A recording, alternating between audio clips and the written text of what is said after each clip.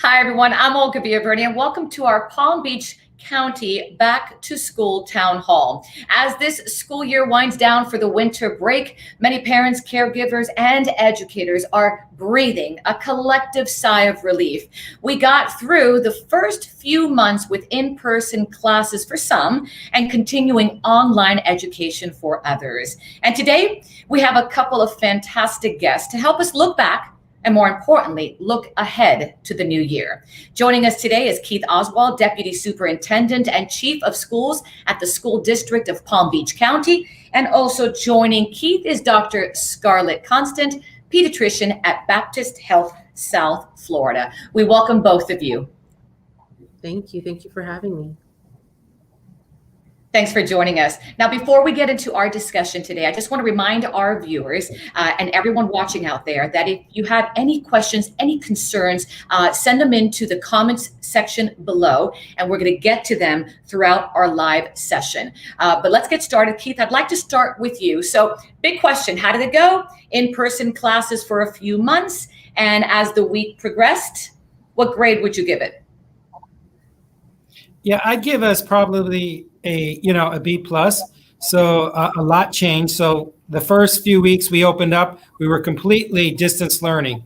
And then shortly after that, we did open up brick and mortar. So once we prepared all of our technology needs for our family, we worked a lot on Wi-Fi connection and laptops so we could get to a one-to-one device.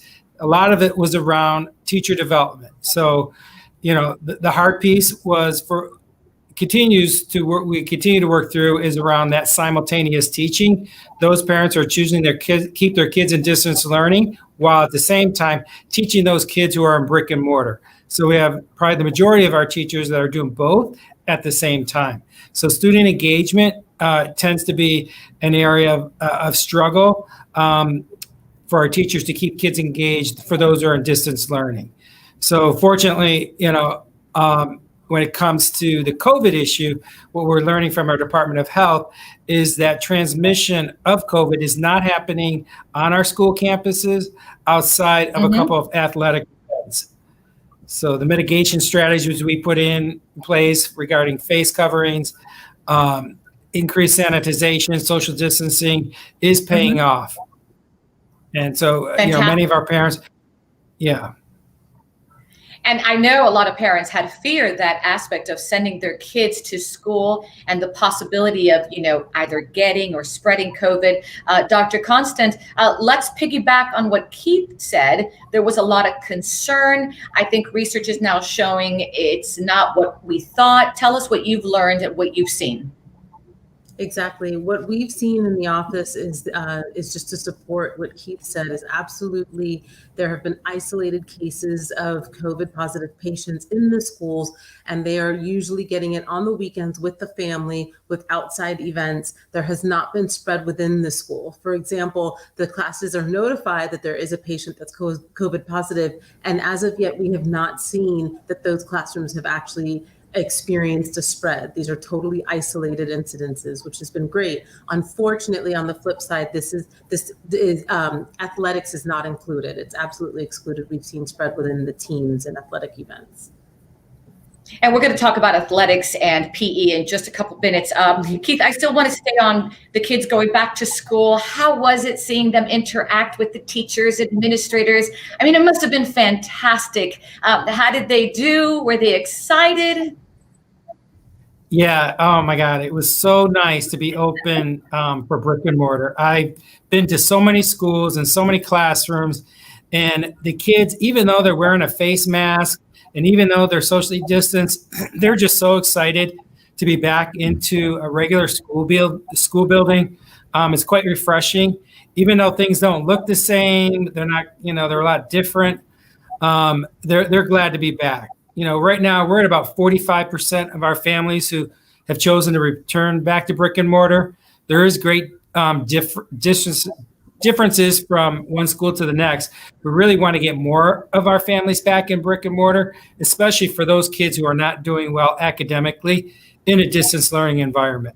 So that's really our big push right now, is to get more of our families to come back where they feel comfortable and safe to do so. And I think some ways of making them more comfortable, Keith, is regarding testing. And the Palm Beach County schools have an innovative program I was reading here using the rapid tests. I think if you share that with parents, they may say, hey, I might send my daughter or son. Tell us about that rapid test. Yeah, so we're fortunate in Palm Beach County that we have the healthcare district who really helps supports us with our school nurses. So we have a school nurse in every one of our schools, which is just fantastic. That also helps in our steps moving forward. So if someone does show any symptoms of COVID, they're quickly sent to our school nurse, and they quickly work with a school administrator. They quickly assess of whether or not that student needs to be sent home or if they can return back to class. And if they're sent home, we work with our families to go and have them tested or follow up and monitor their child till they're symptom free. What just changed recently, thanks to the governor and that work of getting these rapid antigen tests, is that we're actually doing the 15-minute rapid antigen test right on our school campuses.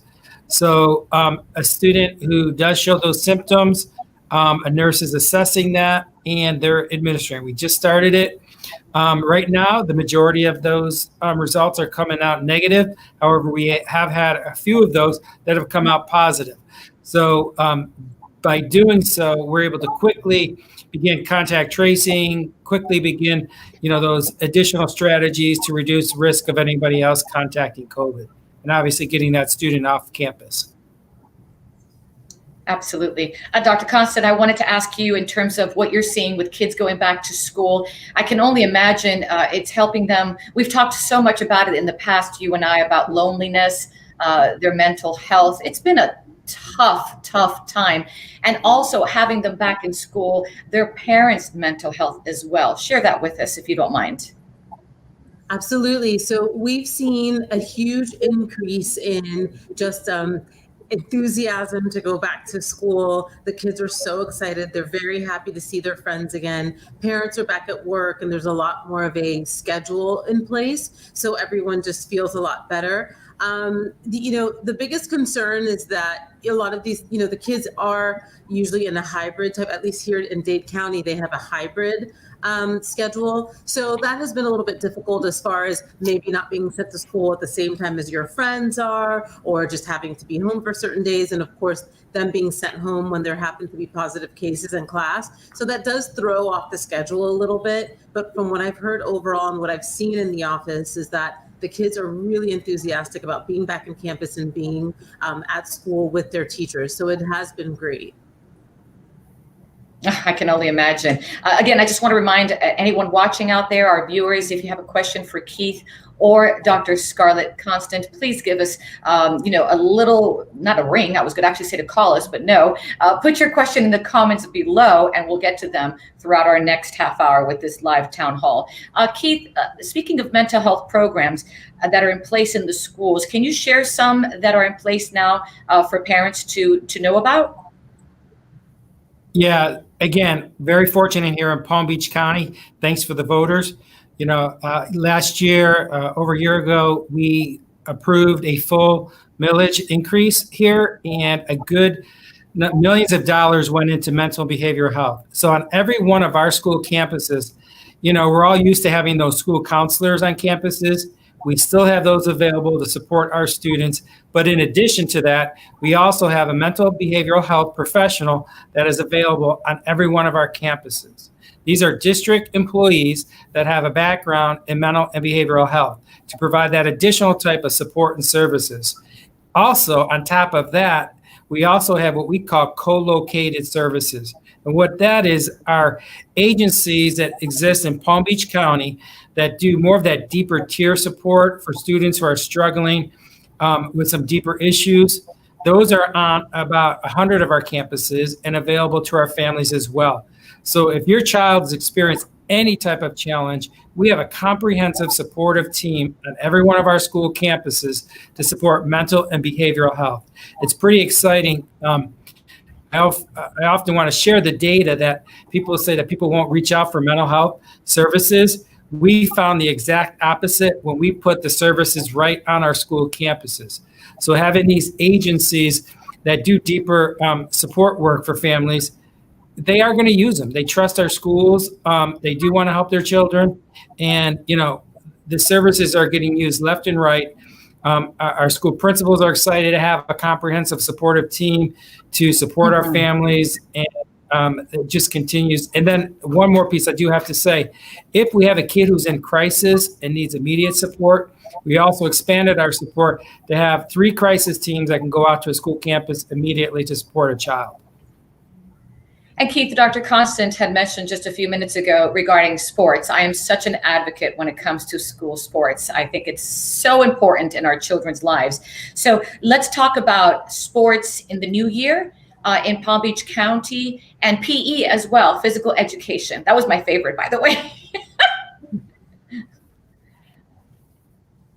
Yeah, so sports, oh boy.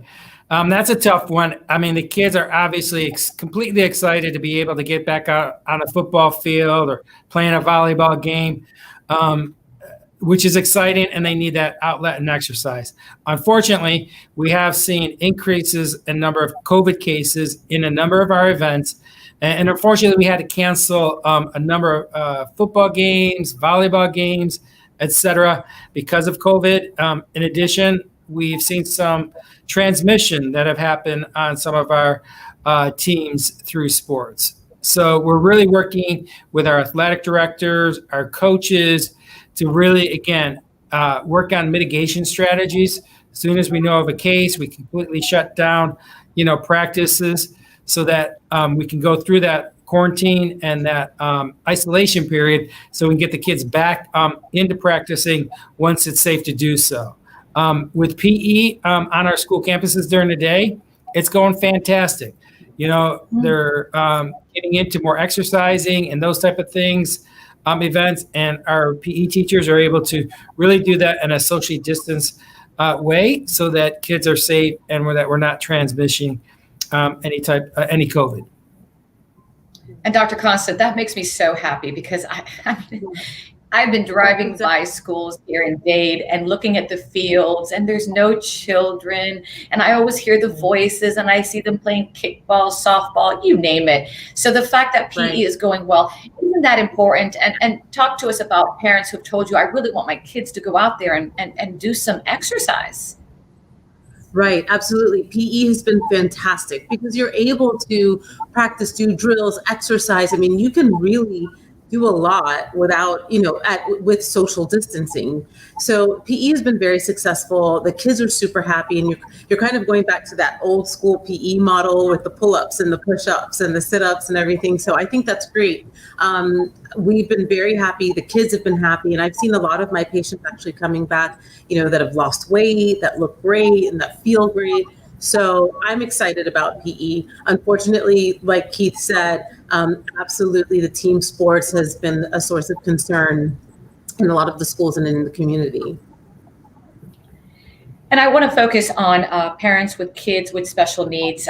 They have been through a lot as well in this pandemic. And in fact, I got a viewer question that I want to get to immediately from Alex. Okay. And she wants to send her special needs child back to school, but she is worried about the virus because her son isn't 100% healthy. Dr. Constant, can you chime in on her concern, please? Absolutely. It depends. You have to evaluate your situation in the school and the way they've been handling the cases at their school and the way their classrooms are set up. And a lot of schools have been amazing. They have a small student body. They're washing down the tables. The children are wearing masks. And even with special needs, it's been the same way. Everything has been, again, depending on the school you go to, and if you feel comfortable, they're doing great and they're thriving. And a lot of schools have been allowing the therapists to come back into the classroom and offer the therapy in the classroom during school hours. So if that's a possibility for you, Alex, I think that would be great for your child. Absolutely. And Alex, thank you for writing in. Again, if you have any concerns, just like Alex did, please just send in your questions in the comment section below, and we will get to them as soon as possible.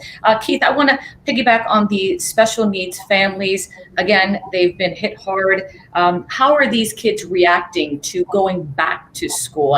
And for parents who are a little bit worried, like Alex is, what would you say?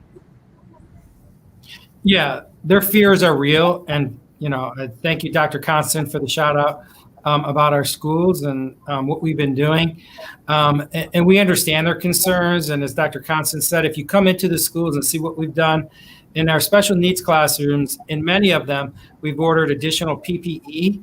So in some cases, we'll have face coverings that are completely go over the entire head so that we can increase the safety for employees, but also depending on, a potential disability a child may have, we can increase the type of PPE that's available for them as well.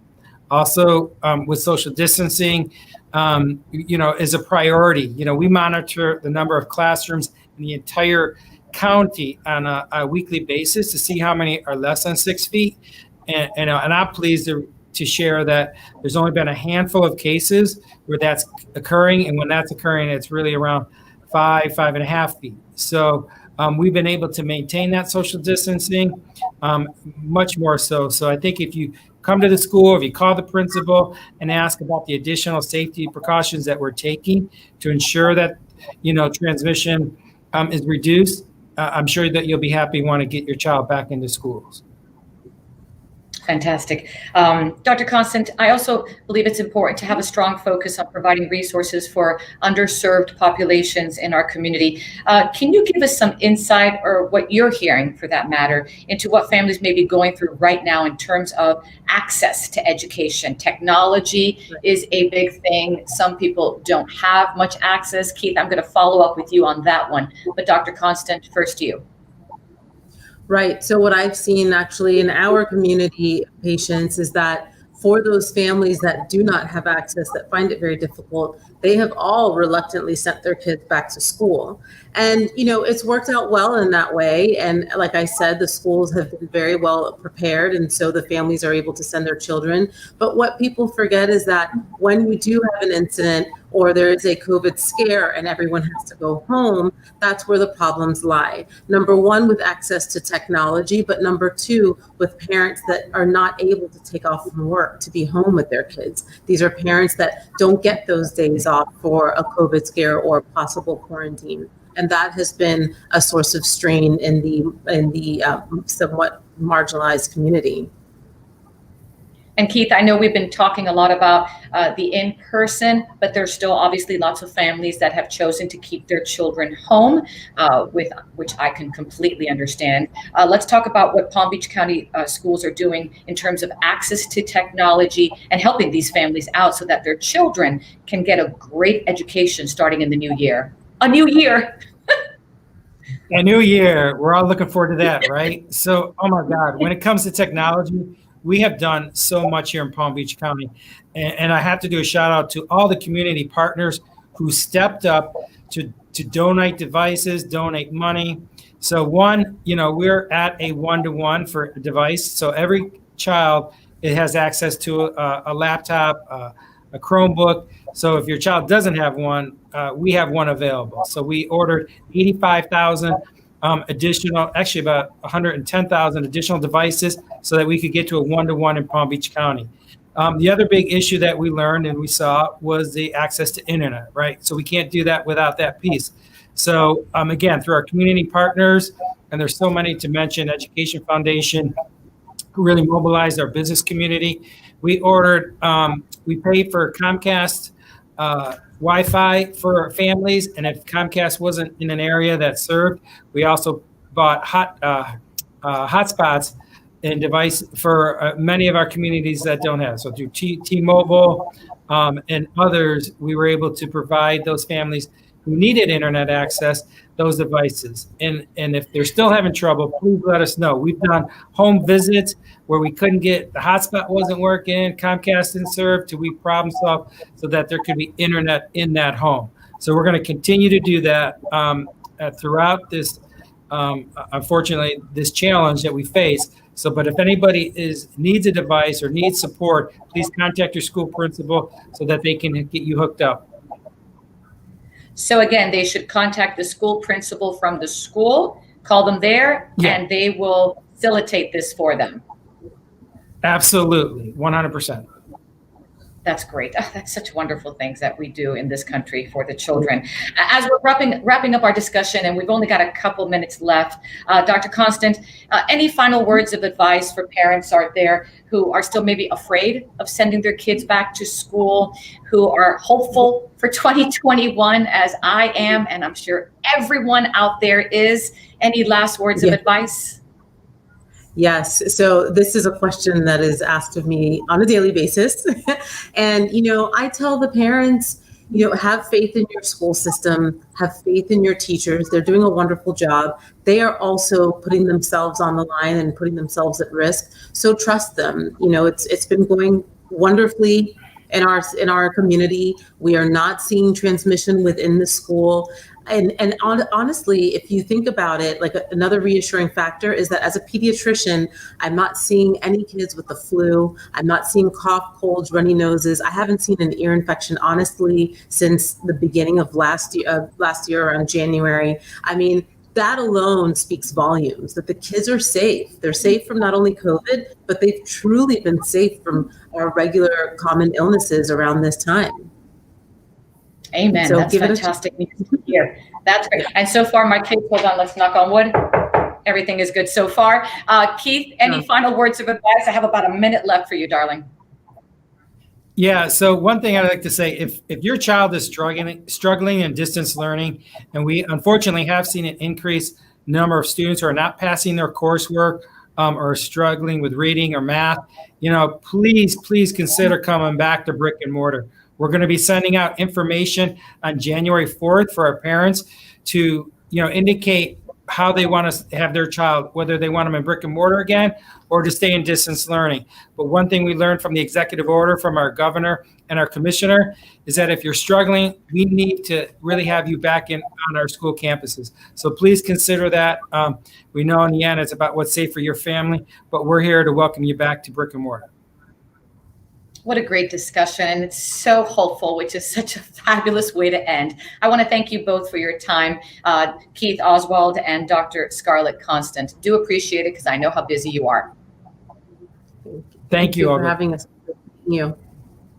No, thank you. God bless you both. And by the way, stay tuned for our Broward County Town Hall. That was Palm Beach. Now we're going to turn to Broward County Town Hall in just a couple of minutes. So stay tuned for that. And again, thanks for tuning into this Palm Beach County Town Hall. And of course, thank you as always for supporting South Florida PBS and the Health Channel. We'll see you in a couple minutes. When you've got a question about your health, you need answers you can count on. So ask Hannah. It's one of the most common questions people ask me. How can I get rid of my back pain? Get easy to understand explanations of the most common medical conditions. It's a video library at your fingertips covering hundreds of medical conditions. Figuring out what is causing your high PSA level is very important in determining if and what kind of treatment you may need. You'll also find hundreds of online articles. Ask Hannah is a multi-platform service that delivers personalized health information. That means you can even chat with a health advisor via text in real time for free. You can count on them to respond to every question. Because no question should ever go unanswered. So next time you're looking for answers about your health, ask your friend in the know. Remember, if you don't know where to start, ask Hannah. All you need is your cell phone, tablet, or your computer. So the first thing you do is you go to allhealthtv.com, and that's our website, and you'll notice immediately Ask Hannah. You click on Ask Hannah, and she pops up. You'll see she's available Monday through Friday from 9 a.m. to 5 p.m. So you scroll down, and you're going to click here to start the chat. Once you start the chat, you're going to notice that she gives you all these topics that you can ask about. I'm just going to read a few. Anxiety, diabetes, obesity, heart conditions, high blood pressure. I'm going to scroll a little bit lower because my question is really something else. I'm going to fill in that I'm a female and 53 years old. Once I do that, I am ready to start my chat with Hannah. And here's my question for her. I am an avid runner and my knees are hurting. What could it be? Once I pose my question, I just click away and Hannah starts reading it, and I'm going to wait for her reply. And here's Hannah's response. She's telling me that knee pain is a common symptom in people of all ages. It may start suddenly, often after an injury or exercise. There's some more information for me to read. And on top of that, Hannah provides me with a video to watch from the Health Channel on knee pain and runner's knee. So not only is she giving me vital information to read, but also a video to watch. And don't forget, you can get the same response, which I did right here on my cell phone. I got the information and I got the video. Super easy. The Health Channel app is here 24/7 in the palm of your hand. The free Health Channel app provides you with thousands of videos that offer the latest in health and wellness information directly from medical experts. Download the Health Channel app at the App Store and Google Play today. Hi, everyone. I'm Olga Villaverde, and welcome to our Broward County Back to School Town Hall. As this school year winds down for the winter break, many parents, caregivers, and educators are truly breathing a sigh of relief. We got through the first few months with in-person classes for some and continuing online education for others. And today we have three amazing experts to help us look back at these past few months and look ahead into the new year. Yes, the new year. We have Dr. Valerie Wanza. She is Chief School Performance and Accountability Officer at Broward County Public Schools. Dr. Wanza, love the sweater. Donna Toby, Lower School Director of NSU University School. Welcome. And Dr. Scarlett Constant, Pediatrician at Baptist Health South Florida. Welcome to all of you ladies. Thank you so much for joining us today. Thank you. Hi, thank you for having us. Hello. Great to have you. Now, before we get into our discussion regarding Broward County, I just want to remind our viewers, anyone watching, if you have a concern, if you have a question for our experts, please send them in as soon as possible right now, and we'll get to them throughout our live discussion. Promise. So, Dr. Wanza, I'm going to start with you. How would you say it went? How did it go? Back in person classes, and then as the week progressed, what kind of grade would you give Broward? So I think we're averaging about a B plus. Good. It was very, we have some lessons learned, but we're doing well and we're pleased with our progress. And what would you say those lessons are that need to be learned? What were some of those early issues, if you will? Okay, so the first thing I'll say is, most people will remember that we actually started the school year August 19th, 100% remote, and we stayed remote until about the second week in October. So when our students came back to campus, it was really a therapeutic experience for the students as well as the adults on campus, because they too were really missing the students just as much as the students were missing being on campus. We did have to spend some time learning some new routines, because obviously we have a mandatory mask or facial covering wearing policy, obviously the whole physical distancing component, and really just teaching some new behaviors to students, because they were used to just running up, hugging their friends and doing this. And no, we have some new protocols that we have to implement. And then once we came back on campus, and I'm sure we'll get into it, it was really the whole balance between teachers working with students in person as well as remotely. But I know we'll get to that a little bit down the way. But it's really been a pleasant experience for all. And we're just happy to get through this first half of the school year. I actually would give it a B plus. It doesn't sound too bad at all. Donna, let me ask you about NSU University School. How did the kids, educators, administrators work during the first initial months? I'm sure there was a lot of happiness. Any surprises? Yeah. So I think the beginning of the year was a time of learning for everybody. We had been on remote last year from March 13th on, and we had made a decision pretty early on in the summer that we were going to try to go in person as much as possible. Because we're associated with Nova Southeastern University, we had the ability to utilize technology that the university was bringing in.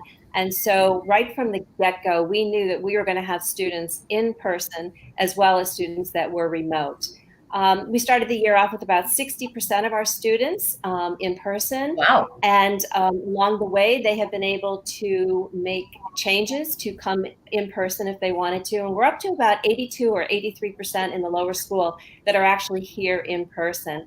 So for our teachers, again, the greatest challenge was learning how to teach with some students sitting right in front of them, as well as having some students online. But they did a phenomenal job, and we're really, really pleased with what we've seen happen. That's great to hear. Dr. Constant, let me bring you in. One of the biggest concerns, obviously, for parents, caretakers at the beginning of the school year was basically the COVID. Would the kids get it at school? Would the kids bring it home? But I think we learned a lot about that, and it was positive, right? That there was no spreading, if you will. Exactly. It's been excellent. There hasn't been any on-campus transmission of COVID. There are isolated cases, absolutely, that continue to occur, but it has been shown that these children are not bringing it to the school and transmitting it to their peers, which is great news all around. And I think is very reassuring for those parents that have not chosen to go back to brick and mortar. And let me piggyback on COVID now with you, Dr. Constant, because I have a viewer question here from Robert, and this is a fabulous question. Does the district state anticipate in the future mandatory COVID vaccination similar to the regular vaccines needed for my kid to go to school? Do you know the answer to that? Maybe you can give some insight, Dr. Constant? Sure. Well, let me clarify. We don't have a mandate to get vaccinated. Vaccines are recommended. They are required to enter school, but there are exemptions. And so I don't think that you can actually mandate that a child gets a COVID vaccine to enter school, just like the flu vaccine is strongly recommended and is urged. But again, it's not mandated. So to answer the question, I don't think that that's something that could happen. And as a parent, I'm going to actually follow up on Robert's question. And if a mom or a dad or caretaker comes in and says, Dr. Constant, what do you think? Should I give my child the COVID vaccine? I know you're going to get that question. What do you say? Yes. Well, I'm already getting that question now every day. And, I do recommend it because, like I tell the families, we need to do whatever we can to protect ourselves and protect our community. And we can all agree that this has been a long, treacherous year. And if we don't want to live like this anymore and everybody wants to get back to normal and get back into the routine, well, I don't see any other way to do it than to protect yourself and get vaccinated, because COVID is not going to just go away and like poof into thin air and we're back to 100% normal. I mean, we are going to have to live with this virus lingering around us for a long time. And so we choose either, stay at home and not go to school and fear the virus, or protect ourselves and move forward. So I suggest try to protect ourselves and move forward. And Dr. Wanza, when the vaccine comes, and I know it's currently now being delivered in some places, but when we get obviously more volume, will parents still have the option of saying, I know there's a vaccine, really don't want to give it to my child, still want to stay at home? Is that going to be an option for the future in the new year? For parents to keep their children at home for schooling purposes? Yes, ma'am. So, thank you so much for that question. So actually, parents will get some type of notification via text, email, whatever is their preferred way of communication from the district later this evening, that we are starting to administer a second semester parent questionnaire to all parents. It went live tonight, but they'll get the notification later this evening, and I'm sure they'll start to see it in the morning. And yes, keeping students home for the second semester to participate in learning remotely is an option. However, for students who are struggling right now with remote learning, we will be strongly encouraging them to return their students to face-to-face learning for the second semester. But we do recognize that parents still need that choice for a variety of reasons. Okay, and Dawn, I'd like you to chime in on this conversation as well regarding the vaccine, parents' concerns of giving it to their child or not. I know you're at a pretty good percentage in your school. I think you said somewhat of 82%, if I heard correctly. Yes, but what are you doing to parents, and what are you hearing? We haven't had that many conversations with the parents regarding the vaccine at this point. Again, I think because so many of our parents are opting to come to school, and we give them the option every 9 weeks of transferring in or out. So we've had some flexibility there for our families. I think, it all depends on what happens and how comfortable they are. Again, in some cases, parents will say to me, what do you think I should do? And I always try to say to them, every child has their own situation. Some have extended family members that they're living with, and they're just not comfortable having the children here. And we're going to do our very best to educate them, whether or not they're here in person or they're remote. Fantastic. I want to remind anyone watching out there, if you have a concern, if you have a comment, if you have a question for our experts, please let us know. You can just write it down in the comment section below, and we'll get to it as soon as possible. Dr. Wanza, we've talked in the past regarding the mental health issues that have occurred because of this pandemic, the loneliness. So I guess in the last few months, I can only imagine you've seen a lot of that sense of belonging again, being with students, just how much it helps to socialize. Are you seeing that, and do you believe that'll help in terms of the mental health issues that we've seen in the past 8 to 9 months? Yes. And, I'll start by saying our school district has an entire mindfulness initiative that we launched a couple of years ago. And actually, we start each class session, whether it's remote or in person, with some kind of mindfulness mental health connectivity exercise for our students and for our employees. We're fortunate in Broward County to not only be recipients of one of the state mental health grants, but also through the generosity and support of our voters who actually passed a referendum a few years ago. We do have mental health professionals in every school where kids can reach out, families can reach out. We always like to tell parents, if you are in crisis outside of school hours, please dial 211 for immediate assistance. But we have all kinds of activities where we are continuing to keep our students connected, whether it is remotely or if they are in the school setting and they need access to mental health services. We do have mental health professionals on every single one of our campuses, and parents just need to reach out to the school. And I will just say this, I know we have to move, but I will just say this, the mental health connectivity is just as important for our employees as it is for our students and their families. Mm-hmm. And could you explain why so? Because the natural place for kids to be, students to be, is in the school setting. Teachers and school professionals, they want to be engaged with their children in the live school setting. And I think for us to literally, at least in Broward County, for the students to be out of the school setting from March to October, it became very mentally taxing on our employees who they live to see their kids. They live to interact with them physically and the interpersonal and the connectivity. And so that's why we did convert a number of activities to the remote setting, but we were certainly welcome to see the physical bodies back on campus for that live interaction that children and adults need for our own growth and development. Absolutely. And Dr. Constant, for parents out there who are still concerned, and I understand their concern, what would you say in terms of, now that we've seen there really hasn't been much of a spread in schools, like Dr. Wanza said, children need to go to school. What words of advice would you give those parents who want their child to have a normal life, but are still hesitant? Right. I would tell them to have faith in their teachers and in their school administration. I would explain to them that the kids are safer than they've ever been.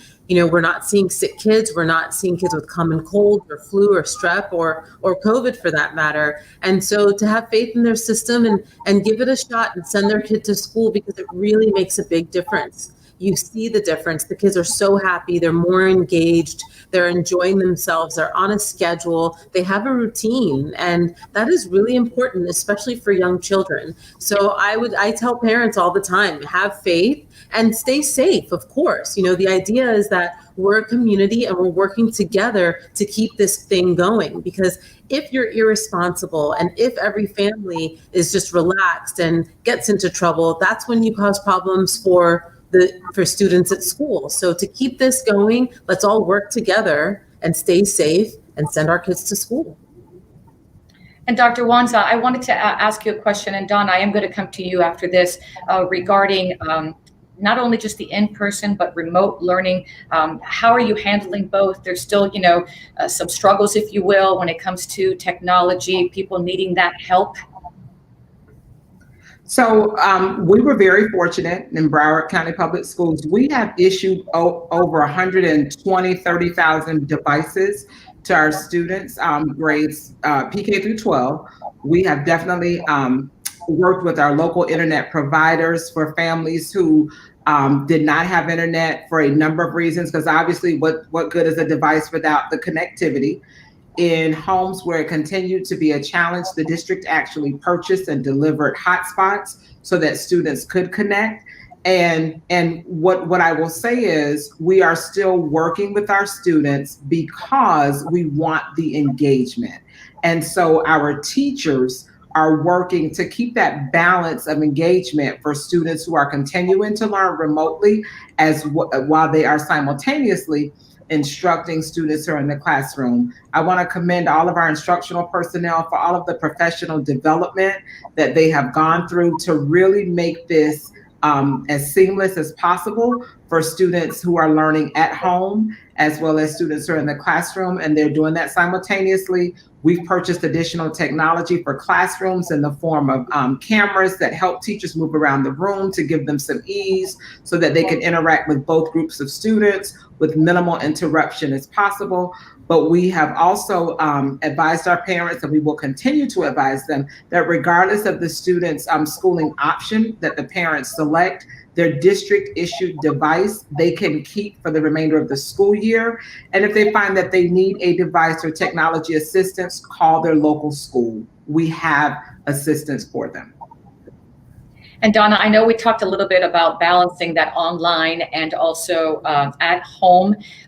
You said it was successful. What has worked? What has not? And it's got to make for some exhausted educators. Let's be honest. Well, the teachers are working very, very hard, but I think that as Dr. Wanza said, the teachers have done a tremendous amount of professional development. They were in our doors immediately after school ended in June, and we're learning about all the different tools that they can use. And they have been connecting the online students with the students that are here in school by putting them in breakout rooms together. And they've just had to become very, very creative. They've expanded the walls of the classroom by utilizing tools that they've maybe never used before, some virtual field trips. And there's a tremendous amount of creativity going on and things that I believe we will continue to use even once the students are back in person all the time. It's just been a tremendous effort on the part of all the educators that are in the building. And I would say the parents also working with us, and the students have risen to the challenge much better than you could ever anticipate little people being able to do. Oh, that's fantastic. I want to get to school sports. I want to get to food insecurity. So I'm going to cover that real quick because there's so much to cover in such a short period of time. Food insecurity, a big problem. Pandemic has only made things worse. Let's be honest, for many students, these school meals are really what they depend on, main source of healthy food. So Dr. Wanza, let me start with you. How are schools staying on track with that? So one of the things that we were fortunate in our school district, we actually have a grant from the federal government that allows us to provide all students with free breakfast and free lunch. And that is important, free breakfast and free lunch for all students. We also still have meal distributions for parents whose students are learning remotely so that they can still drive by the school and pick up meals. We do meal bundles. We have served millions upon millions of meals to our students and their families since school closed in March, and we will continue to do so. We even when the students left for Thanksgiving break, they left with bundles of about 17 meals to get them through the times that we are off, and we will continue to provide our meal distribution to students throughout this week. Parents just need to call their local school for pickup times, for what is actually available. And then I have to give a huge thank you to all of our community partners who actually partner with our schools, and they do food distributions, community-wide distributions at our schools at different times throughout the month. So we certainly thank all of our community partners for having food distribution pickups at our school, where they actually get beyond the school meals that the district provides. They get fresh produce, there's meat, there's dairy, and we are certainly thankful to all of our community partners who continue to do that with us on a monthly basis. That is so heartwarming. Donna, can you chime in on this? You know, for us, it's not been as much of an issue. We provide lunch for the children every single day, but we have not maybe had some of the needs that there might be in some other places. All right. And Dr. Constant, again, the importance of nutrition for these children to keep them going, to keep them healthy, fresh, healthy meals, imperative. Absolutely. It's important for our immune system. It's important for brain development, especially in the young prepubertal children. And this is important also just for motivation and overall general health. So this is something that, we found during the quote unquote quarantine time, a big decline in nutrition and we had a lot of snacking. We had a lot of patients that gained weight because people were scared to go outside and they were staying at home and munching and snacking and just home all day. So this is a great turnaround. Again, going back to school and having a schedule has allowed them to kind of get back into that routine of having regular meals and no more snacking because you're sitting around the house all day. And so this has been a really good, a positive impact on our pediatric population by far.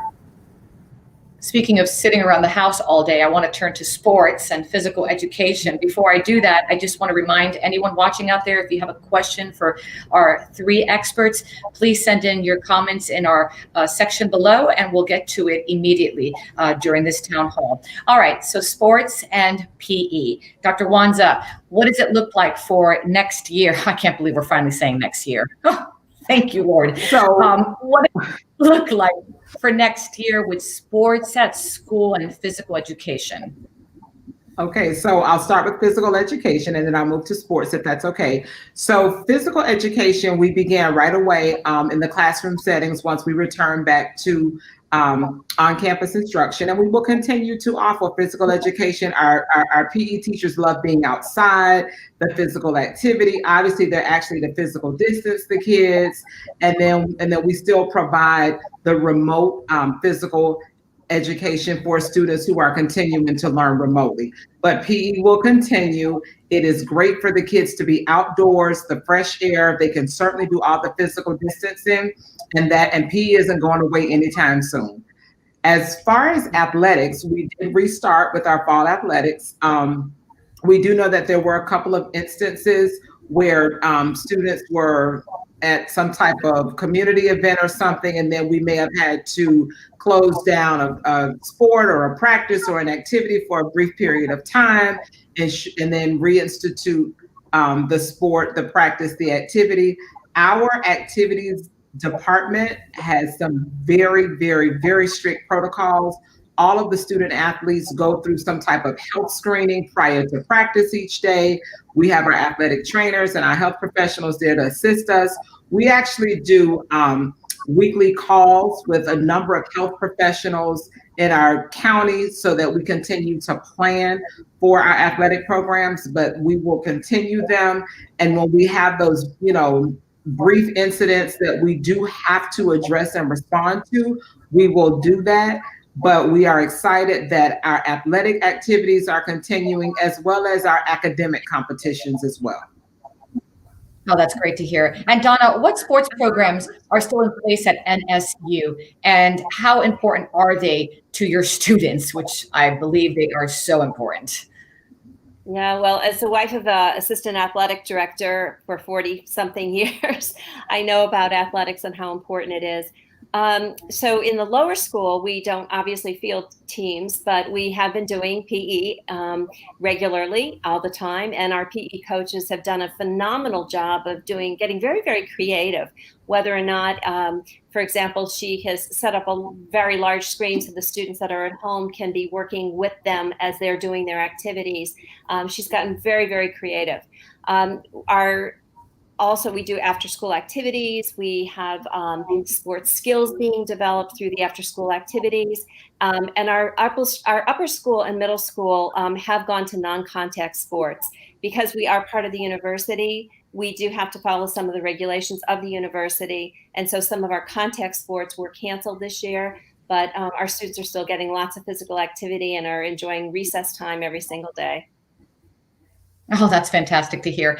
Dr. Constant, I was going to ask you about sports and PE, but I have a viewer question that I'm going to actually give to you. And it's a very good question because I know a lot of friends of mine who have this issue.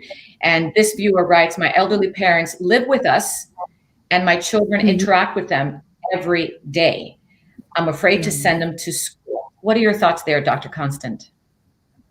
I know that is a really big problem that we see specific to our community, right? We have a very heavy Latin and Afro-Caribbean population, and we have second and third generation type of living. It's very difficult. I think that you want to protect your parents, you want to protect the elderly population, you really do, especially if we all live together. But at the same time, you want what's best for your child. And I think right now, there's less risk sending your child to school. As we've mentioned before, there's so many precautions in place and the kids are doing such a great job, like washing their hands and wearing their masks and remaining in their cohorts and not crossing with other students, that if you can assure that your child understands the responsibility and is safe and is only going to school and back, and you're eliminating any other type of, risk factors, which, of course, on the weekends and going out and going to Publix and things like that, we always have some risk factors. But I think that school should not be on the list of high risk activity. I think that they should certainly consider sending their kid to school and, trying to practice safely in other areas to keep their parents safe. Thank you, Doctor. We've got about 5 minutes left, and I have a few more things that I want to talk about, especially families with children with special needs. Dr. Wanza, pandemic really hit them hard as well. How are these kids reacting to being back, and what advice do you give to those who are still remote? So our special needs students are no different than any of our other students. They are just as happy to be back in school, and they need to be in school. I can tell you that in our special needs classrooms, we have purchased differentiated personal protective equipment for our employees who work in those classrooms and those settings, understanding that some of our students are medically fragile and they may have more intense needs that really need to be attended to. One of the things that we do across all of our schools and in all of our classrooms, we do deep cleaning in all of our schools. We also e-mist and sanitize and clean daily as well as nightly throughout our schools. And I will tell you that we strongly encourage parents, if they have questions, call the school, speak with the school administration, speak with their ESE specialists to learn about the different and unique things that may be going on in the individual classroom of those students. But we have identified protocols that are a little bit more extensive in the classrooms of some of our students with special needs, because we recognize that some of them have some more unique medical conditions that we do need to be more mindful and prepared for. That's fantastic. Donna, the same question to you. How is NSU University School working with teachers and parents to protect everyone's health there as well? Yeah, I think we've clear communication with our parents has been really, really important. The university very early on established a task force of about 50 to 60 people, and they meet every Tuesday morning and they review all kinds of new data and information. So we've had that to be able to guide us. We've put a COVID coordinator in every department to be able to disseminate information. And again, our marketing communications department has done, I think, a really great job of keeping our families informed, and that's been really important. I think we've implemented very clear guidelines, and we make sure that everybody is following those guidelines. The cleaning of the facilities is very, very important so that people do feel safe. And things have gone, I think really well as a result of everybody working together for the common good of the children. And I want to bring you all together in the last 2 minutes that I have here for the town hall. Dr. Wanza, I'm going to start with you. Any final words of advice for parents regarding the new year? It's really nice to be saying 2021. So words of advice for them. And if they have any concerns, where should they go in terms of questions and calling? So first off, any parents with questions or concerns, please call your child's school. Call your child's school, ask to speak with the principal, the assistant principal, call the school. That is your first call for help or just clarification.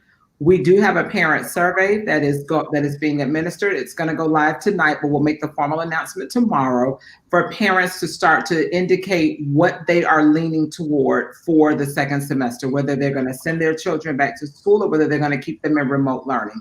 However, if students are struggling in remote learning, you will receive some type of a conference with someone from the school, because we're going to strongly encourage you to send your students back to school for face-to-face learning. We have nurses, healthcare technicians in every school. We implement some very strict protocols as it relates to cleaning, physical distancing, mask wearing, facial covering, I should say, wearing. And then lastly, I'm going to tell you, we welcome your students back. Your students are our baby, and we thank you for partnering with us in educating your children, but we certainly want to see our students and their families back on campus for the second semester, and we are prepared to serve them in the safest way possible. And I know you mean that, Dr. Wanza. I have a few seconds, Dr. Constant. Final words of advice? Yes, we did a great job, or the schools, I should say, did a wonderful job getting the kids back in and keeping them safe and healthy. So parents, trust your administrators, trust your teachers, and have hope and send your kids back to school. I think it'll work out very well. Fantastic. And Donna? For you and you. Well, we've already we've been working on the calendar for next year for 21-22, and we're putting as many events back on the calendar as possible, and we're keeping our fingers crossed that 21-22 will be a very, very different year for all of us. We just have to remain hopeful. Hopeful. That's a wonderful word to end with. Thank you so much, ladies, for your time. I deeply appreciate it more than you know. Thank you. Thank you. Happy holidays. Happy holidays to all of you. And please, we want to remind you to tune into our Miami-Dade County Back to School Town Hall. So it'll focus on Miami-Dade. That'll be this Wednesday, December 16th at 4 o'clock. Again, this Wednesday, December 16th at 4 o'clock. Thanks again for tuning in as always. And thank you for supporting South Florida PBS and of course the Health Channel. Be safe and have a blessed day.